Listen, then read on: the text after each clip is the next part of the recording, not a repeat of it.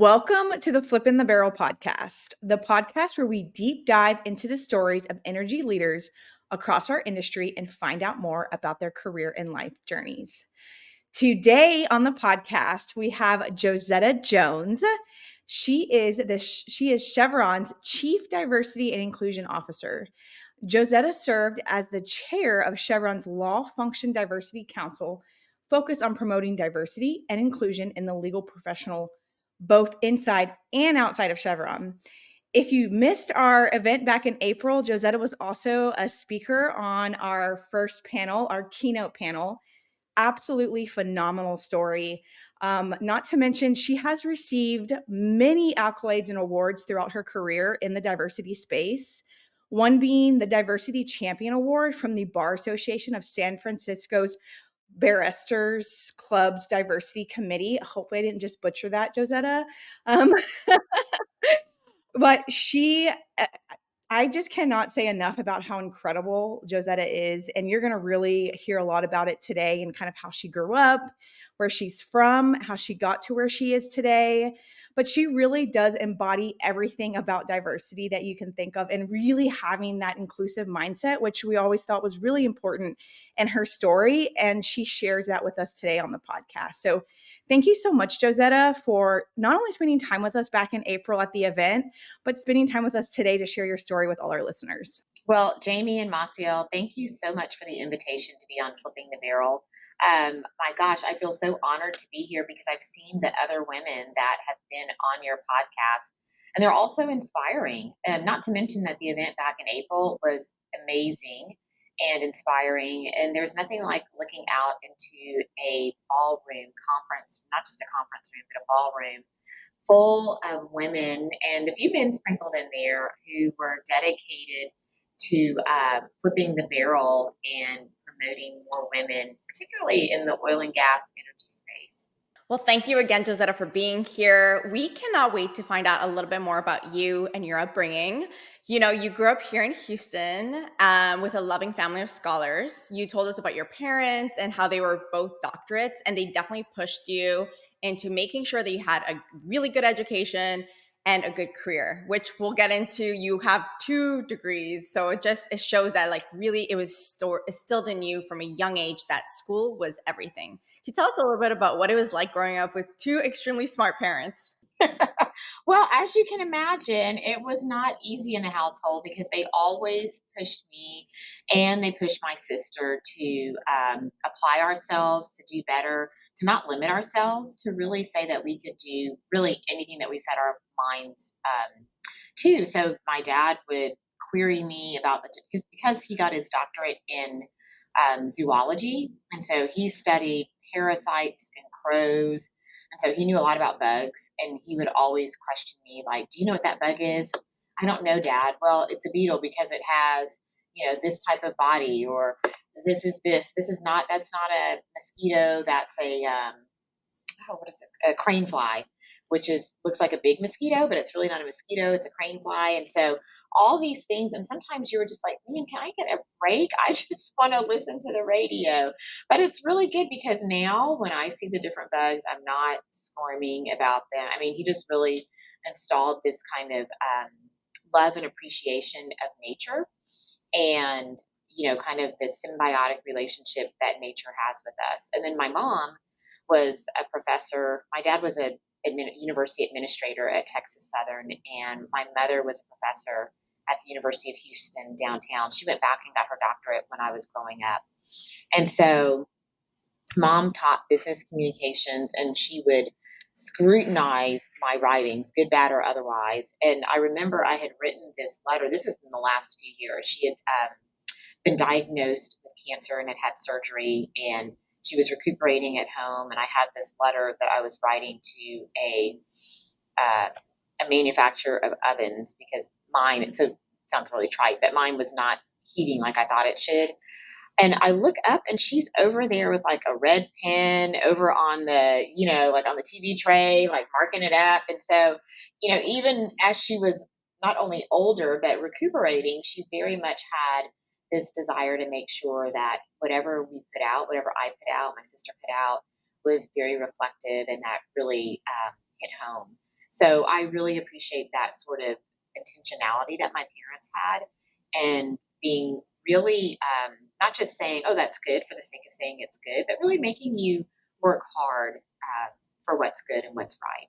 I think it's so funny when we look back on those moments, when we're growing up and we're like, why was dad like so intrigued with the bugs and like trying to correct me? And then now you think about just like how that impacted you in a way where I bet you know a lot more about things that like a lot of other kids don't, which really, goes into the next question about your parents didn't see a difference in like a male and female activity. So it wasn't like, oh, well, it's bugs. Even though I have daughters, I'm still going to let her play with bugs, understand bugs. They didn't have that mindset back then. They put you in a lot of STEM activities, engineering, summer camps. And when we talk about today's world and really wanting to push education and the younger generation to be interested in the energy industry, we really reflect on your story, Josetta, and think about how your parents really did that and advocated for you at such a young age to be able to see the world in different ways and to enjoy things like an engineering camp where a lot of people just don't get that opportunity and their parents don't really think about putting in that. Looking back on that and really where we're at today too, with just trying to continue to push that diversity and really give women that opportunity to think outside of the normal quote unquote, activities that women have today, and really think about engineering as an opportunity for them. How did your parents really influence you in that? And do you think being a part of those activities were very impactful and did give you that opportunity to take on a career in STEM? Definitely, Jamie. My parents they would put me in summer school every summer. It wasn't remediation. I think part of it was my mom was like, I'm going to get you out of the house so you're not in my hair all day.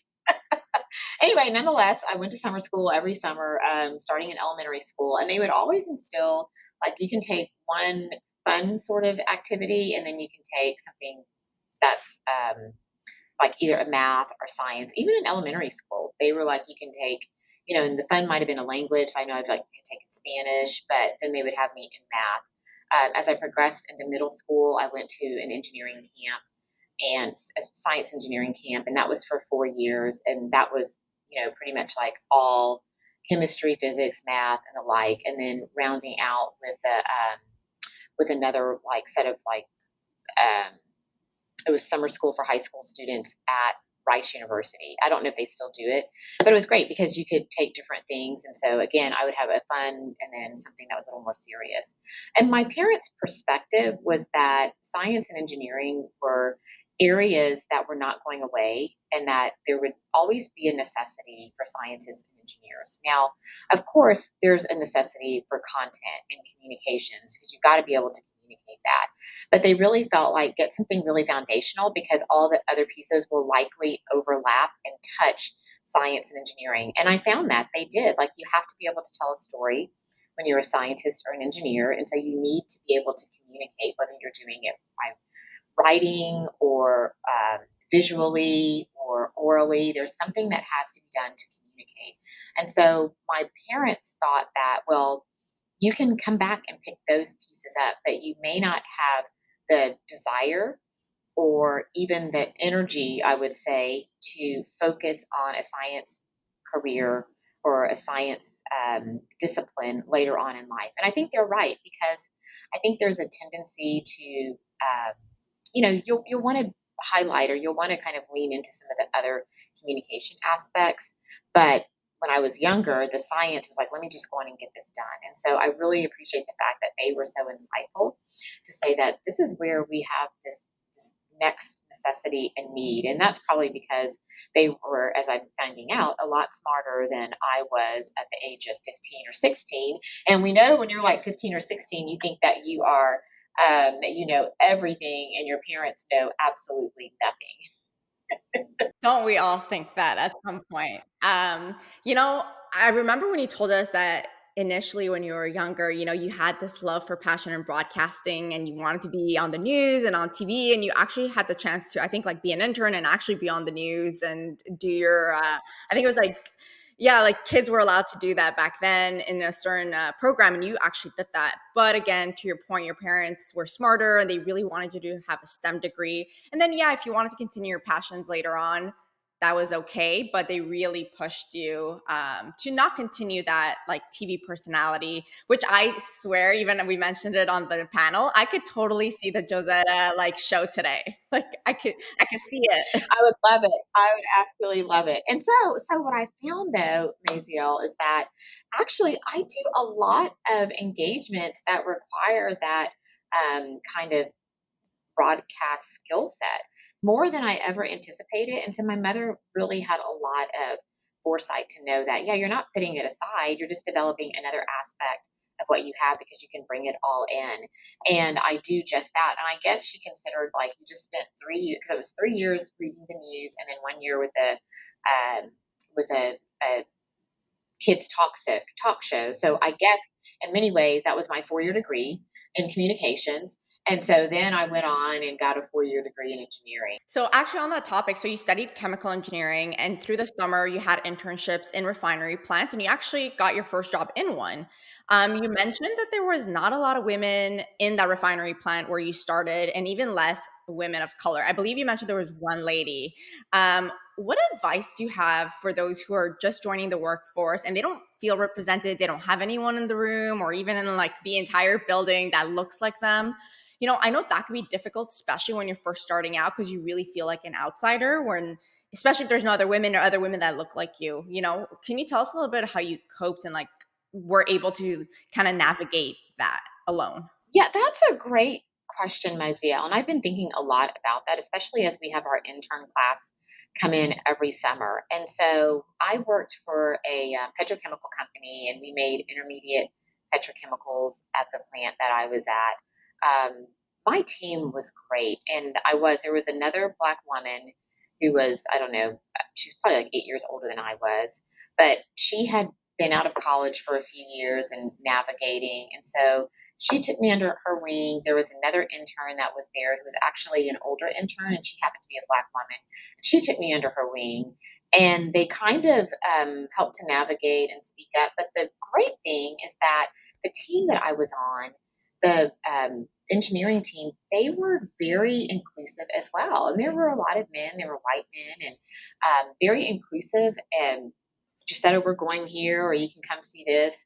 It was never a matter of excluding me and what to do. My boss was inclusive. I rotated throughout the different parts of kind of the organization. So 1 year I was in technical, 1 year I was in operations, 1 year I was in the environmental group. And I would, my boss was like, hey, we're going to go up here, take you to this tower, climb it. I'll tell you about it. We'll go to the warehouse. They really did show me around and set me up for, I think, a good foundation. It really helps to have that support. I don't know if it also helped that our facility was kind of small, so very family like. But I have nothing but good things to say about my experience there. And even after but when I started as an engineer full time, we had a change in leadership in our department, and so that was a different sort of experience. But as an intern, which is so foundational to what you recall and remember as you start your career, it was so good. And I think what's really key though is the inclusivity, whether it's somebody who looks like you, where you overlap in the demographics. Maybe it's a young engineer who's been there just a couple of years ahead of you. Maybe it's somebody by race or ethnicity or gender that is really intent on bringing you into the meetings, discussions for lunch, like, hey, we're going here for lunch. I think we can all do that and just try to reflect on a time when we were young in our careers, very excited. The interns typically are really enthusiastic, and you can really harness their particular excitement in that space and know that you're really setting them up for their future. What I really like about what you mentioned, Josetta, is although maybe there wasn't a whole group of people that looked like you, it didn't matter because there were so many other individuals that brought you in as part of their quote unquote family. So you still felt included. And there wasn't that thought of, well, these people don't look like me. And I don't think we naturally go around thinking, oh, well, they don't look like me, so they're not going to accept me. It's what's the culture like, and like, how do I feel included? And when they're including you, all those thoughts really go away. And I think you really feel like you're a big part of the team. And it sounded like that's exactly kind of the experience that you had. It was, and I think, Jamie, one other point is that, particularly my last summer which was in the environmental group, and then I switched as a full-time employee after I graduated. But there was a gentleman who was in the safety department. So, a lot of times it's like health, environmental safety, or safety, health, and environmental that are together and in that part of organizationally. And this man was a retired Virginia State Trooper. He had come into the safety. Doc Cumbie, everybody loved Doc. And the thing about Doc is that he gave love to everybody. So when we would have truckers come in and he would give the safety orientation, he'd be like, Doc loves you. Doc loves you, man. Doc loves you. And he would just tell everybody that. And it was so infectious that people loved being around Doc. He's since passed, but Doc put a lot out there. And I think everyone needs to have a Doc in their organization because he broke down whatever barrier it was where you felt a little bit uncomfortable. I mean, when you got Doc with his arm around you and a hug and, just kind of being everybody's champion, not one particular champion, but everybody's champion. I think that really sets the culture in a way that can't be undone. I think Doc sounds like an amazing person, and I do agree. We all need a Doc in our lives. I love that you had that experience. There was a time actually though where things maybe weren't always going your way, and I think we all experienced this at some point. And you were actually questioned by a manager about a data point that was actually correct. However, they doubted you because this manager pointed it out as being incorrect. Even though you had the opportunity to go back and tell him, hey, this was actually right, the damage is kind of already done. And I know there's a lot of people that can relate to these situations in their career. What did you learn from this experience? And then what's the best way for somebody to overcome that doubt that then just fulfilled the room, even though you were correct? It was very, I learned a lot of lessons. And so one, just to kind of set the scenario, I was attending this meeting. The plant manager was there. One of the vice presidents, I think the vice president of operations, and a few others were in the room. My boss's boss, and maybe one or two others, and myself. And we were talking about the wastewater permit that we had recently received from the Environmental Protection Agency. And they had asked about some of the limits at the outfall for our wastewater discharge. And so I gave the number. I gave the number, and my boss said, I don't think you're right, Josetta. Now, here I was I think I was about 22, 23. I was the only woman among everybody. I was the youngest by at least 10, 12 years. And I was the only person of color, and particularly the only Black person in the room. And so everything kind of saying, and for him to verbally say, I think you're wrong. Of course, I went back to my office. I re-looked at the permit, and the only person I was able to really tell was the plant manager when I went back to have some papers signed. And so he said, okay. But I felt like what it had done, though, was to cast a doubt about my capabilities in front of a room of decision makers, maybe future peers or the like. And I think what I really learned, though, Jamie, one is to speak up. Now, things were different then than they are now. And I think that we are giving employees more opportunities to speak up and say, we want to hear from you. There's not so much of that organizational hierarchy that perhaps we felt in previous years, to the line of communication. So I think we did have email then. We had it, but it wasn't as prolific as it is now. I mean, you can text somebody, you can Teams chat them, you can email them. So you can go back, take a screenshot, put it in there, and really highlight it and point it out so that your evidence and the data is very easy to get to the next person, and people can look at it on their phones versus then they would have to go back to their office, pull up their email, all of these things that were not as accessible. So I think it's a couple of things. One, speak up, irrespective of your age in your age in the organization, your age just in life chronologically. Have your information, be prepared, and maybe I should have taken the permit with me. Looking back, then I could have said, oh, I'm flipping to page 3. Let me read it verbatim, and then read it and tell them. And then use the resources that you have to go back and make something known and highlight, especially if there's an error. And you can, like I said, you can easily do that now by Teams chatting, emailing, texting, even a telephone call. Nothing's wrong with a telephone call. But in that context, if you wanted to get to a lot of people to kind of undo what had already been said, those are ways that you can easily do it. And don't doubt yourself. I think that's the biggest thing. But if there's a consequence history that you have, in particular, I think women and probably Black women, particularly at that time, probably had a little bit of that consequence history. They were one of few, and you didn't see as many. I mean, there's still not that many in the graduating classes that come out, but you are seeing more. I'm glad you shared that example of what happened to you. And even just now on speaking up or even putting it on an email and saying like, actually, I looked, because at the end of the day, even though, yes, you let it roll, it was decision makers in that room with you. And it's, you never know, right? So it's like, you really don't want your brand to be hurt by just something that somebody said or doubted you. So I like that you mentioned about speaking up today. So you studied chemical engineering and you felt like that just wasn't good enough, as if that isn't hard enough, you decided to go to law school and become a patent lawyer.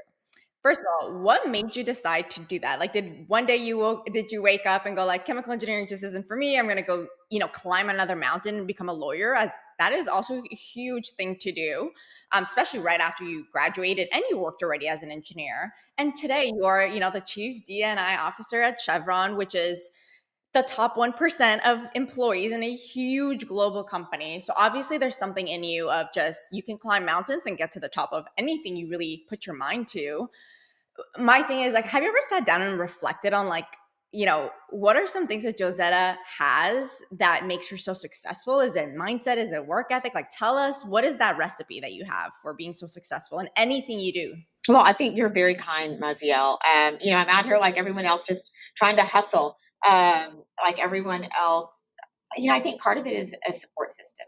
So when I looked at law school, I originally kind of first heard about patent law when I was in college, and I was active in our National Society of Black Engineers. And a guy came; he was a law student, a fourth year night law student, and he talked about patent law, and he was like, "This is another career opportunity that engineers and scientists can have if you're interested." And so that kind of piqued my curiosity. It piqued the curiosity of some of my classmates. Another classmate of mine who's a CUNY, she also went to law school as well. And so she was a patent attorney for a while, and now she's running a program at Emory University that relates tech and business. And so, kind of like another departure, but still related. But I think what it is one, it's a bit of that work ethic. My parents also encouraging me that I can do anything, and then who's around you. So not just like your parents, but your peers. So when I spoke about my friend, she went to law school as well, and we weren't the only ones in our NSBE chapter that went on and did something else. I had colleagues, classmates who went to medical school, some went to business school and law school, who've been very successful in their careers. And I think it's that aspect of iron sharpening iron. So in many ways, what can really help and help drive you, and not from a competitive standpoint of I want to be better than that person, but let me bring out everything that I have to offer that's within me, is to who's your network. And the network expands as you you start off in engineering and then you expand out, you graduate, and you have people who are outside of the engineering circle. But who's kind of keeping you on task? And maybe you decide that engineering's not even for me. I want to do something else that's not patent related, even kind of related to technology. But who's in that circle that can guide you and kind of set you up for that success? And sometimes, though, success is great and the accomplishments, but you also have to take a moment to reflect. And you're right, Maziel, I don't always reflect on what I've been doing. I've just been on this journey because I know that you need that journey and there's certain milestones that you want to hit. But it's also a good time to reflect and maybe even switch on the other side of your brain and pick up something else that perhaps you hadn't done. And so I do that too. I like to bake, but I learned to watercolor at one point in time as an adult because I wanted to test the other side of my brain. I played the recreational softball at work when I first got to Chevron. There was a league. We weren't very good. We had T-shirts made. Our team was supposed to be called the Grizzlies, but somehow the printer forgot the I, and so we were the Grizzles, and I think we felt grizzled. It was super funny. But, I wanted to get out there and meet other people. I was relatively new to the organization hang out with some coworkers. I took tennis lessons, just all these things to make sure that I wasn't so myopic in my perspective and what I could do. And maybe I wasn't that great at it. I mean, I'm not a great tennis player. I play golf, but to get out there and to just, always kind of look for, always look and appreciate other aspects and other bits of life that you may not have traditionally been in or have been set forth with your career. I try to not just be so career focused. And I think it really shows, Josetta, like you are so well rounded. And I really do believe it's because you've taken the opportunity to do things outside of just, okay, I'm an engineer. So all my peers are engineers. Everybody I talk to are engineers. But it's really about who is in your inner circle. And they always say that the most influential people are not your parents, it's your peer group. It's the people you are around, and I think if we really think about that and we think about, okay, who's influencing me, it's those that are just closest to you. And sometimes it's best to leave some of those people behind because you got bigger Yes. goals. And I think you definitely show that that is what success is about. It's about relationships and it's about the people that surround you. And reflecting on that, I do want to ask a question around, you are, been in your career for a long time. You've done multiple things. You've talked about, getting multiple different degrees, the circle of people that you're with.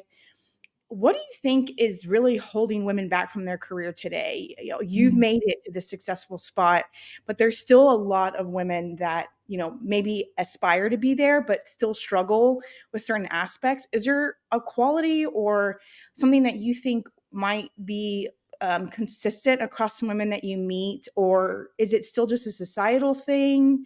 I'd love to hear your perspective on kind of why women are still struggling to get to that next level.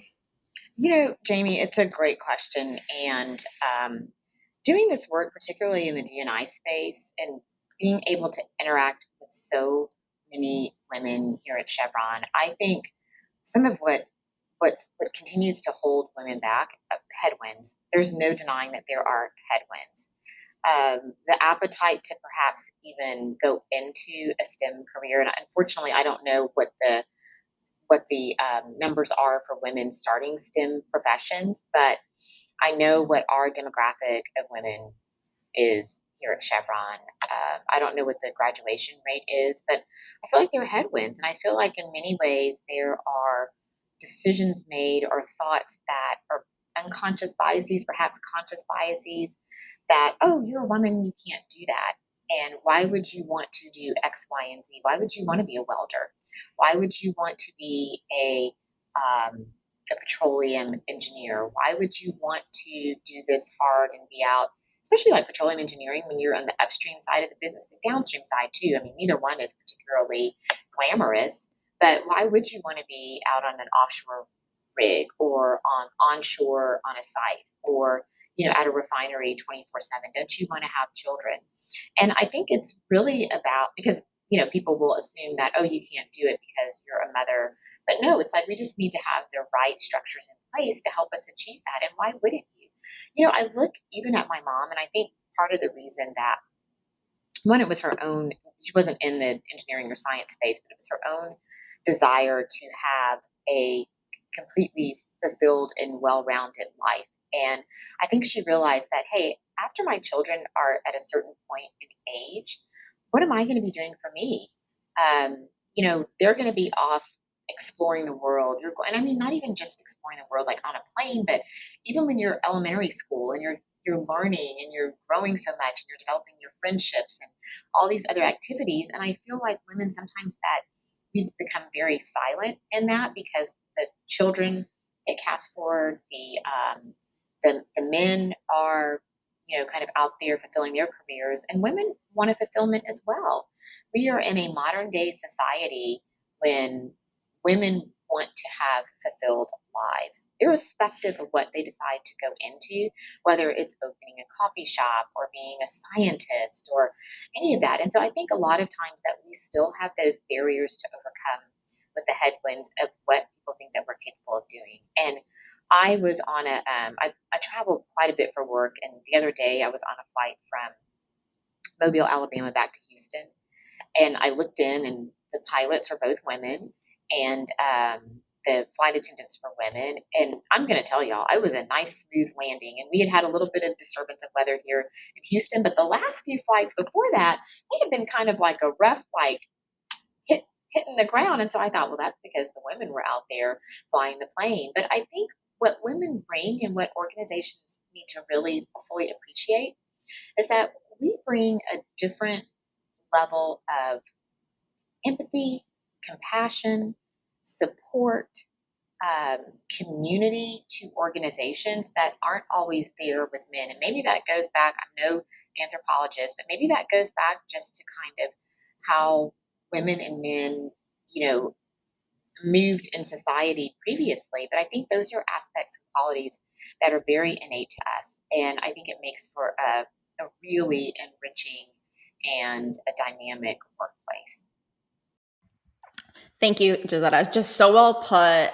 The headwinds, the unconscious bias, and even I think sometimes, like even ourselves, like to your point, when I see sometimes women pilots, I'm like, oh, they're women. Like even now in 2024, like even though it should be like yes, we all still kind of it's still ingrained in us somehow, or even if women are like, I want to go be a driller, and you're like, oh, like even though we are pushing for all of this, you still go back to like, oh, but that's like hard, or like I'm not sure you want to be there at 3 a.m. Even though we want to encourage that, it's just wired in us of like the differences, right?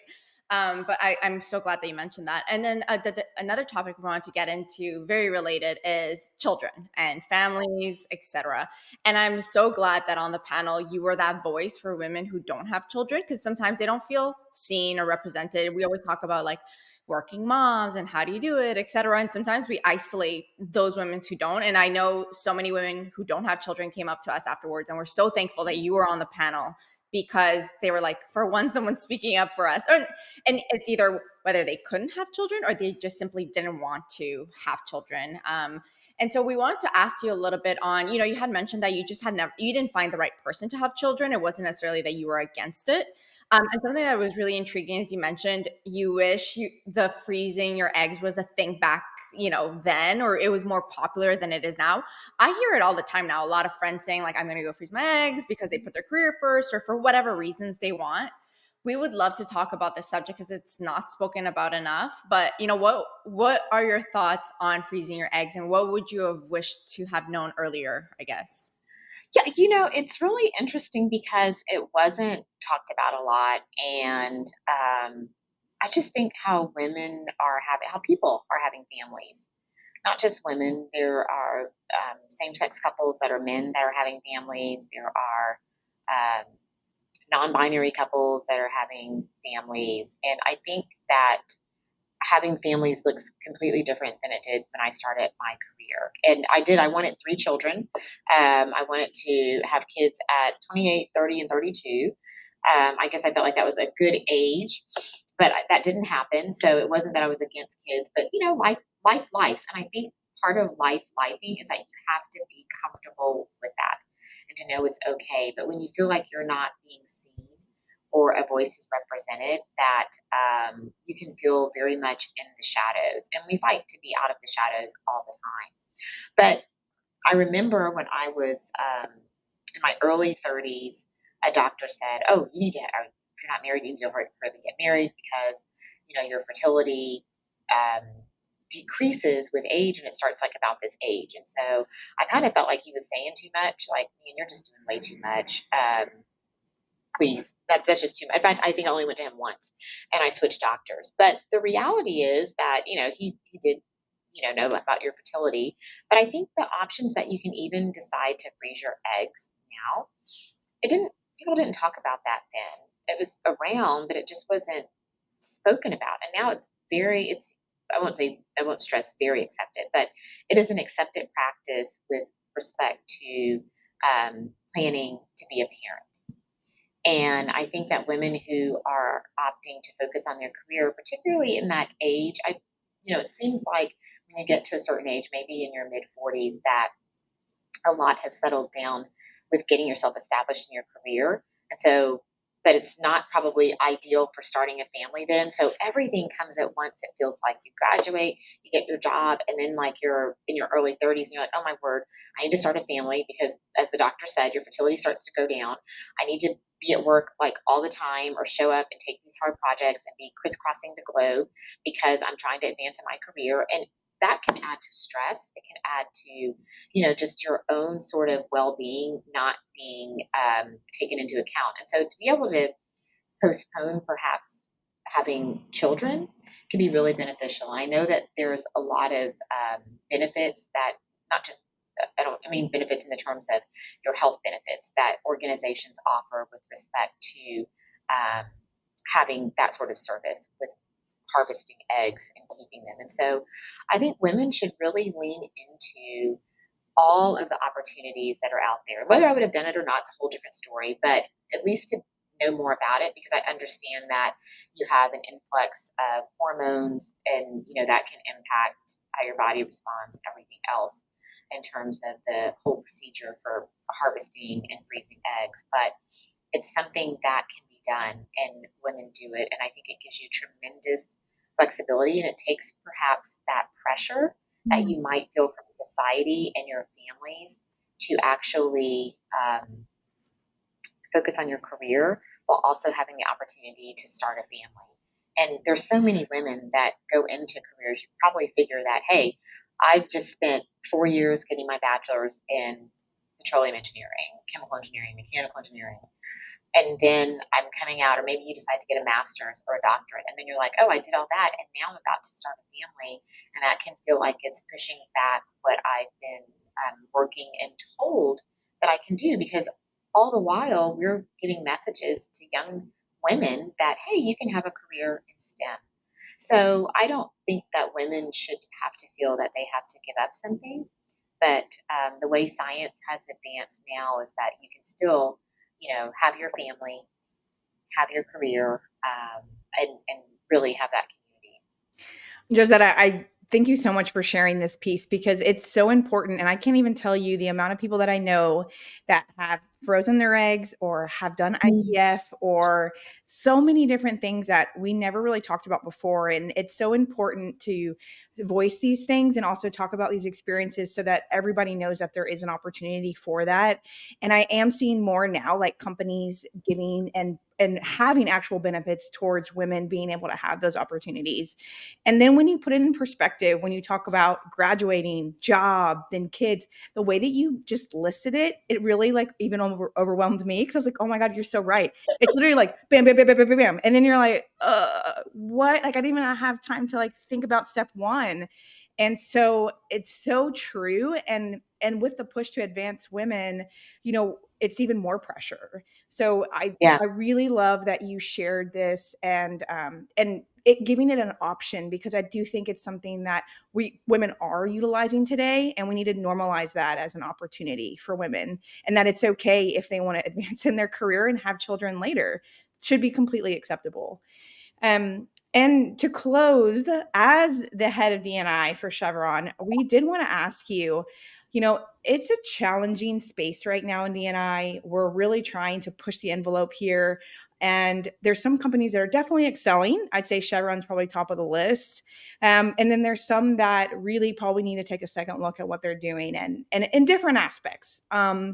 What have you seen, like when you've been working in this space, focusing on certain points? What have you seen being the most beneficial to really bring that inclusivity into the culture? And then what have you seen also hold some companies back to not be able to get to that next step that they're wanting to achieve? Yeah. So I think it starts with your leadership and the top of the house leadership, your CEO, your executive leadership teams, and their continued commitment to diversity and inclusion, but also the verbalization of that and creating an inclusive workplace. And so even in our people strategy, that is part of our people strategy. One is to have a safe, as we all know in the energy industry, high risk operations. So a safe and an inclusive workplace. And even when you think about inclusivity and safety, they really kind of go hand in hand, because if people aren't feeling included or they're being excluded. They may not feel safe to speak up. And I mean, not just speaking up about something in the office, but I mean speaking up out on the rig. Like, if people are have nicknames they're being called or whatever else, that can create an atmosphere that's not very safe. And so you have to be able to have, we can't do it all. And I really value our third party organizations and partnerships that we have. We have a strong commitment and relationship with the Catalyst organization. They have documents and tools and programs that we've been able to use within Chevron to help with one particular is Men Advocating Real Change, the MARC program, where you'll have small group discussions and you kind of focus on headwinds that women face, but then also how you can mitigate them and be an ally and speak up. I think I think it depends on where you are in the journey. And so Chevron's journey is that even in the 60s, we had a statement about not discriminating against employees. We want all races, ethnicities, genders, etc., disabilities to come to Chevron to work. We want the talent. In the 90s, we had our Valuing Diversity document memo that went out, as well as putting it into our Chevron Way values. That's one of our core values, diversity and inclusion. And our oldest network is over 30 years old. And so when you think about, or it's just at 30 years old. What are we in 2024? Just at 30 years old when it first came about, and it's officially saying from the end of the 90s. So when you think about that sort of history and having been able to weave that culture into our community, then it's not as hard as some of these other organizations that are. I shouldn't say it's not as hard. It's a different sort of way of doing D&I versus some of the organizations that are just starting or just recently, put in place a chief diversity and inclusion officer. And so I think in those organizations, they need to be able to partner with third parties that provide this services, but also provide the thought leadership. And then also with their peers or others respected in industry or maybe even outside of their industry.